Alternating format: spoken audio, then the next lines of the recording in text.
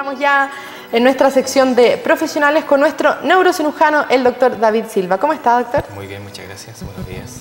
Lo habíamos extrañado. Sí, muchas gracias. Oiga, doctor, hoy día vamos a tratar un tema, bueno, del cual se ha hablado mucho, del cual también nosotros comentamos que se había creado como una psicosis en nuestro país de lo que fue de lo que es todavía la meningitis. Y hoy vamos a abrir la línea telefónica, así que atento porque el doctor va a estar respondiendo todas las dudas que usted tenga, porque también la meningitis no solo se da en niños, también en adultos, y vamos a comentar un poco las secuelas que deja esta enfermedad. Usted nos puede llamar al 2671-3780 y hacer todas las preguntas que quiera a nuestro profesional. Nosotros vamos a estar comentando un poco lo que ha sido esto de la meningitis, porque yo le comentaba que había vacunado a mi hija, que había logrado vacunarla al fin. En Peñalolén había tenido algunos inconvenientes, pero pude. Pero al final usted ahí algo me estuvo comentando, que el brote, y yo al final poco entendí. Así que por favor, entremos un poco ya en el tema. Claro, bueno, el último programa en que participamos, hablamos de la meningitis y de los factores de riesgo y lo que significa tener un cuadro de inflamación meningia, porque la meningitis es la inflamación de las meninges del cerebro que compromete el cerebro y la médula espinal, siendo lo más grave y los síntomas más severos e importantes los que comprometen el sistema nervioso del cerebro propiamente tal. Ahora, lo que te comentaba yo fuera de pantalla con respecto a la vacuna es que se ha hecho mucho hincapié en que la vacuna no es para prevenir este brote de meningitis meningocócica, ¿ya? La vacuna que se está poniendo es para prevenir las meningococcemia o el riesgo de contagiarse el próximo año, ¿ya? No es para este brote en especial. Ahora, también hay que dejar en claro, porque eso se ha repetido mucho, hasta el cansancio, diría yo, en la radio y en la televisión, los casos que han aparecido no son mucho más de lo que aparece en un año común y corriente. O sea, nosotros tenemos en forma natural todos los años una cantidad de pacientes que hacen meningitis meningocócica, solamente que este año han sido un poco más de lo habitual, pero se ha generado todo un revuelo, digamos, mediático con respecto a la presencia de esta enfermedad, probablemente por la gravedad que ha tenido este año, que ha significado el fallecimiento de algunas personas. Así es, hay distintos tipos de meningitis, ¿cierto? Claro, en general hay tres tipos de bacterias que son las que producen el 85% de las meningitis más graves, que son el hemófilo influenza, el neumococo, que esa normalmente se está vacunando a los niños, y la tercera bacteria es el meningococo, que es el responsable de este brote, ¿ya? La Neisseria meningitidis, como se llama el bicho, la bacteria que produce esto, comúnmente conocida como meningococo. ¿Y por qué es tan grave? Porque no solo afecta el sistema nervioso central, sino que es capaz de provocar una falla multisistémica. Es decir, puede comprometer los riñones provocando falla renal, insuficiencia renal, puede comprometer, de hecho, los primeros síntomas que produce en la piel, incluso puede provocar lesiones en la piel con descamación y con pérdida, con ulceraciones de la piel, que son estas lesiones rojizas que aparecen en la piel, como las manchas meningocócicas. De tal forma de que, como te digo, los tres tipos de bacterias son responsables del 85% aproximadamente de los casos de meningitis, ¿ya? Y tienen diferencia, por supuesto, afinidades diferentes por las edades de los pacientes. Por ejemplo, la meningitis meningocócica tiene más afinidad por los niños. En cambio, los otros podríamos decir que son más adultos los que se afectan. Doctor, ¿por qué se le tiene como tanto miedo a esta enfermedad? Bueno, es una enfermedad que puede llevar a la muerte, pero ¿qué es lo que la hace ser tan peligrosa? Porque ese es el temor.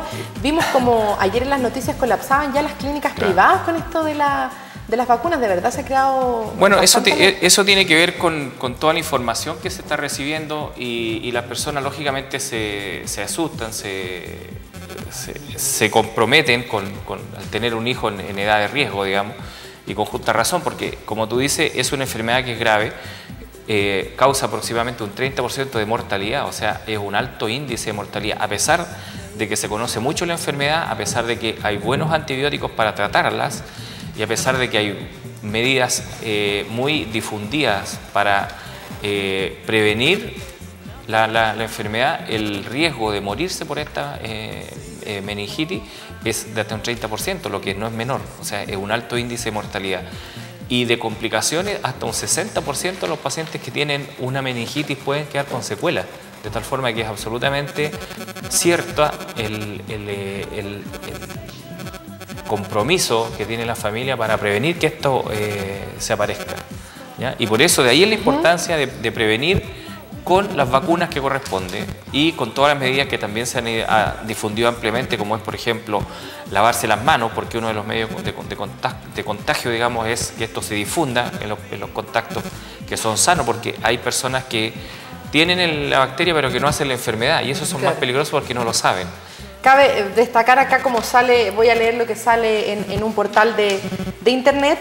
Poco frecuente, pero quizás la enfermedad infantil más temida por padres y pediatras. La meningitis hace saltar la voz de alarma ante la mínima sospecha del comienzo de un brote epidémico. Pero antes hay que saber siempre la enfermedad, las causas y cómo prevenirlas. Es a eso a lo que va la próxima pregunta. ¿Cómo podemos detectar la meningitis? Porque nosotros decimos, ya, nuestro hijo tiene fiebre y con esta locura un poco que hay de la meningitis, uno dice, ya, fiebre, uno empieza, ay, no, es que la cabecita ya se le va, claro. Uno como que se empieza a, entre comillas, voy a decirlo acá, a psicosear, y efectivamente uno dice, ay, no, lo voy a llevar porque, pero ¿cómo podemos detectar? O sea, ¿hay algún examen que diga, ya, el niño tiene meningitis? O simplemente hay que estar atento a lo que nos va indicando la fiebre. Claro, obviamente eso lo más importante, lo conversamos la vez anterior. Hay un cuadro clínico que hace sospechar la presencia de meningitis. O sea, los niños principalmente como son bastante erráticos en su sintomatología, no hay un cuadro que sea específico para meningitis, sino que tal como tú dices, esto puede empezar con decaimiento, con que el niño deja de jugar o de hacer sus actividades diarias, con fiebre, habitualmente con otros cuadros inflamatorios como faringitis, otitis, o sea, dolor de oído. Y además de eso, lo que tú dices del cuellito, digamos, que son los signos meningios, a lo que tú te refieres, porque la inflamación de las meninges produce que los niños o las personas en general que están enfermas tengan más rigidez al mover el cuello, y esto les genera un dolor de tipo radicular que se irradia el resto del cuerpo, ¿ya? Ahora, esos signos claramente tiene que tomarlo y verlo un profesional, digamos, ya haciendo el diagnóstico. Entonces, esto parte con un cuadro clínico que es sugerente, pero el examen que determina y que clasifica la meningitis es tomar una muestra de líquido cefalorraquídeo y hacer un estudio para ver si hay una inflamación infecciosa o no. O sea, hay que hacer una punción lumbar, tomar una muestra de líquido y recién ahí uno puede estar seguro que es una meningitis y se clasificará de acuerdo a lo que corresponde, porque también hay el examen de líquido, uno le dice hay una inflamación, pero el cultivo después nos dice qué tipo de bicho, qué tipo de bacteria o virus o lo que sea está provocando esta infección. Así es. Bueno, ya saben que si tienen alguna pregunta pueden llamar al 2671-3780. Ahí está apareciendo en pantalla que le pueden preguntar al doctor David Silva. Otra cosa muy importante que yo creo que a lo mejor a la gente le puede interesar, a todos, es el contagio. Porque se dice, si no está en un jardín infantil, no. Pero yo pongo el caso, por ejemplo, uno en una casa vive, bueno, voy a poner mi caso, perdón por ser autorreferente, mi hija ya no va al jardín, pero mi sobrino sí, mi sobrino está 6, 7 horas en el jardín, entonces él sí está expuesto, pero me decían, no, ¿para qué vas a vacunar a tu hija si ella no está expuesta a jardín infantil, a estar con niños? Pero en la calle ella juega con niños, llega mi sobrino, entonces ahí también hay que ser un poco más cauteloso al decir esto del contagio, porque la gente no nos saquen a los niños, no los expongan a lugares con mucha gente. No, claramente, mira, contagio se puede dar en cualquier momento, digamos, en cualquier lugar, pero una persona para estar expuesta realmente a un contagio tiene que convivir una cierta cantidad de tiempo, un par de horas, algunas horas, que son 6 horas lo que tiene que estar la persona en contacto permanente con esa persona enferma o portador sano que esté contaminando al resto, para que se considere que forma parte de los contactos que están en bajo riesgo. O sea, si en el caso que tú pones, tu sobrino va y juega con tu hija durante un tiempo, una hora, eso no es suficiente en general para que se considere como que hay un contacto en riesgo, aunque el niño esté enfermo, ¿ya? Ajá, doctor, la vacuna que se está colocando ahora, que es la que ha causado este gran revuelo también comunicacional, porque ha salido mucho en los diarios, en la prensa en general. ¿Esta es la única vacuna o vienen más? Porque también se habla que vienen más dosis, que en realidad no, porque uno vacuna a los hijos y dicen ya, esto hace efecto en 2 semanas. O sea, como que uno dice, ya estoy tranquila porque mi hijo está inmune no después de las 2 semanas. Eso también... Claro, lo que pasa es que todas las vacunas, tal como lo dijimos la vez anterior también, lo que hace es inducir una respuesta en la persona. O sea, por eso es que la persona cuando recibe la vacuna no tiene que estar resfriada o con alguna enfermedad que le baje las defensas, porque su sistema inmunológico va a ser incapaz de reconocer esto que se le está inoculando. Las vacunas en general, todas las vacunas son muestras del mismo germen, de la misma bacteria que produce la enfermedad, pero atenuada en laboratorio. O sea, esa bacteria uno obviamente la gente experta en esto la toma parte de él y la inyecta y la inocula en el huésped de tal forma de que la persona responda a esto creando anticuerpos para que se defienda ella misma cuando el verdadero bicho, bacteria, llegue a su organismo. O sea, eso si lo vacuna ahora no lo deja inmune para contagiarse ahora, sino que demanda un tiempo para que el sistema lo reconozca y se defienda como corresponde. Ajá, doctor, tenemos una llamada al teléfono, me dicen que está Macarena de Providencia. ¿Aló, Macarena? ¿Aló? Hola, Macarena, ¿cómo estás? Bien, ¿y tú? Bien, bien, muchas gracias. Bueno, sabemos que tienes una pregunta para el doctor esta mañana. Ah, sí, es que yo quería saber si solamente el examen del líquido cefalorraquídeo era con el que se podía identificar el diagnóstico de la meningitis o si existen otro tipo de exámenes con los que se pueda detectar el diagnóstico. Ya, Macarena, te va a responder el doctor. Muchas gracias por llamarnos. Que tengas buen día. Igual, chao. Claro, mira, hay exámenes de laboratorio de sangre que uno lo pueden acercar a un diagnóstico, pero el único examen que a uno le da el sello y la certeza de que la meningitis es el estudio de líquido cefalorraquídeo. Porque le podemos hacer un hemograma y vamos a ver que los glóbulos blancos están elevados.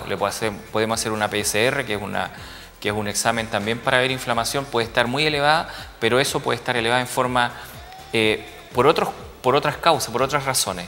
El único examen que a uno le da la certeza, ni el examen clínico, ni el cuadro clínico, ni los exámenes de laboratorio, que no sean el estudio líquido cefalorraquídeo, me da a mí la certeza de que eso que el niño tiene es realmente una meningitis. O sea, solo ese examen... Solo la punción lumbar y el estudio líquido cefalorraquídeo es el único examen que a mí me da la certeza de que hay un cuadro inflamatorio infeccioso producto de esta bacteria que estamos investigando. O sea, hay que esperar que ver las reacciones. Exactamente. Y después hacer estudio este examen. líquido, exactamente. Ya, perfecto. Bueno, ahí respondíamos a la pregunta que hizo Macarena de Providencia. En el caso de la prevención, se dice que hay que estornudar así, que hay que lavarse bien las manos, pero ¿qué es lo más importante que podríamos decir como prevención más importante en el caso de la meningitis, doctor? Yo creo que las dos cosas que tú mencionas son las más importantes. El estornudar o el toser en ambientes que están compartidos con otras personas y evitar que cuando uno tose o estornuda manda una gran cantidad de bacterias que van en las gotitas de saliva que se expanden en el medio ambiente y que esas son las que finalmente terminan por contaminar al otro, juntamente con el contagio a través de las manos. Por eso es tan importante, las dos cosas más importantes es eso. O sea, y lo otro que ya mantener aireados los ambientes, es decir, todo lo que sea mantener una buena circulación de aire, porque eso también hace que se vayan disminuyendo las cargas virales o bacterianas que hay en el ambiente, producto del toser o el estornudar. Pero esas dos cosas son básicas y las más importantes, diría yo. Doctor, ¿por qué esta enfermedad se ve que también afecta a los adultos, pero por qué más a los niños? Porque están más propensos. Los niños están más expuestos, primero porque la bacteria, tal como te decía antes, tiene afinidad por los niños y no por los adultos. La meningococcemia se da más en personas menores. Independientemente de eso, los niños siempre están más predispuestos a hacer infecciones más graves o enfermedades más graves, porque tal como lo conversamos en algún momento, su sistema neurológico está inmaduro, por lo tanto no es capaz de defenderse. Lo que se llama la barrera hematoencefálica, que es la separación entre los elementos que van por la sangre y los que llegan al sistema nervioso central, no está totalmente desarrollada, por lo tanto hay muchas más posibilidades de que estos bichos, una vez ingresados a la sangre, lleguen y pasen al líquido cefalorraquídeo y a las meninges en un niño que en un adulto. Perfecto. A ver, cuando ya el niño, en este caso el bebé, se le detecta que es una meningitis, ¿cuál es el proceso? ¿Que son para todos los mismos remedios, los mismos antibióticos? Claro. ¿Sí? El tratamiento es único porque la bacteria que produce la enfermedad en un niño es el mismo que produce en un adulto. Independientemente de que o sea, uno para se los pueda adultos defender. también es el mismo tratamiento. También es el mismo tratamiento, exactamente. Solo que las dosis son diferentes porque ahí se calcula según kilo de peso. Ya, bueno, recordar un poco que los factores de riesgo son desde los 9 meses hasta los 5 años. Hasta los 5 años. O sea, es importante también, en el fondo, que se vacunen todos los niños, porque... Obviamente, por eso es que la campaña está tendiendo a eso, pero como te digo, más que nada a prevenir futuras complicaciones, o sea, futuras apariciones de nuevos brotes. ¿Ya? Lo que está pasando ahora no se va a prevenir con esta campaña de vacunación, claramente. Doctor, estamos hablando un poco de lo que va a ser de las secuelas. ¿Es verdad que la meningitis tiene, o sea, una de sus secuelas es el trastorno del lenguaje en los niños? La meningitis puede dar hasta tal como te decía antes, hasta un 60% de riesgo de dejar secuelas en los niños, pero los trastornos del lenguaje yo diría que son los que menos preocupan, porque son muy específicos y muy raros. ¿Ya? La meningitis da complicaciones que son mucho más serias, como por ejemplo epilepsias, ¿ya? Convulsiones post-meningitis, o sea, el paciente se recupera de la meningitis, pero puede quedar como secuela por una epilepsia, o con crisis convulsivas que va a ser necesario tratarla durante un tiempo prolongado. Puede provocar atrofia cerebral y daño cerebral. Hay niños que, producto de la meningitis, hacen atrofias cerebrales y que pueden quedar con trastornos severos, no solamente el lenguaje, sino que el desarrollo psicomotor. ¿Ya? Perder sus capacidades intelectuales, o sea, es una enfermedad que es muy dañina. La meningitis también puede provocar otro cuadro que se llama hidrocefalia, que es una acumulación de líquido exagerado del cerebro porque se alteran los circuitos por donde circula el líquido normalmente. Entonces es una enfermedad que puede ser muy dañina y que justifica absolutamente todas las medidas de prevención y de tratamiento que uno pueda tomar. Muchas gracias, doctor. La verdad es que yo creo que nunca es suficiente al hablar de esta enfermedad, porque siempre quedan dudas y van naciendo ahí más dudas. Quiero agradecerle por venir el día de hoy. ¿Qué vamos a hablar la próxima semana? ¿Vamos a seguir un poco con lo que es la meningitis? Yo creo que eso podría ser que la misma gente que nos está viendo a través de la televisión se atreva. Claro, y llame y proponga.